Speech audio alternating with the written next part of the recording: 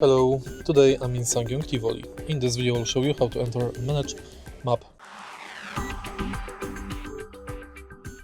In the beginning, take a look at the screen display. Make sure that you've got map installed on the SD card and go to map. Here you can zoom map in or out.